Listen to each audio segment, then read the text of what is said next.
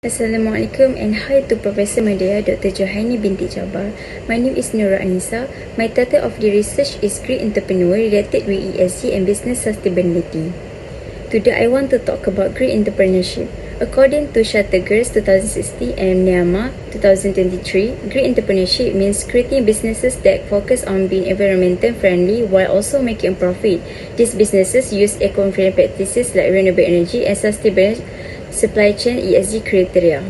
There are 4 problem statements found from the previous case study as follows: integration of ESG management practices in green entrepreneurship ventures, drivers and barriers to ESG implementation in business sustainability, relationship between ESG practices and business sustainability, and context-specific challenges in Malaysian green entrepreneurship. Research question and research objective have been formulated in this research. Objective research focuses on green businesses and how they use ESG practices to remain sustainable.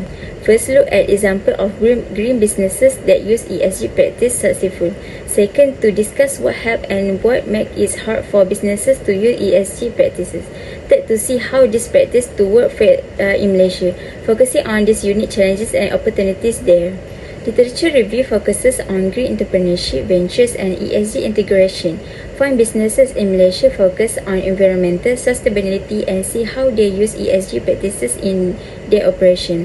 Number 2, examine driver and barriers to ESG implementation. Understand what help and hinders the businesses in adopting ESG practices like inventory, market demand, cost or lack of expertise. For evaluate ESG practices, driver and barriers relationship, analyze how ESG practices, the factors that encourage or prevent their use, and the challenges affect the overall sustainability of green businesses in Malaysia. Next is the framework designed to explore this dynamic through the Sustainability Accounting Standard Board (SASB) framework. This model examines how various factors affect sustainable business outcomes. Hypothesis number 1 is about embedding ESG practices.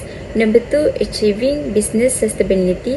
Number 3 is drivers of ESG integration. And lastly, hypothesis number 4 is barriers to ESG integration.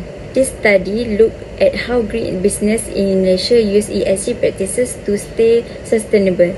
Through survey and interview, we found that these businesses that adopting ESG practices more because of regulation, customer demand and corporation responsibility.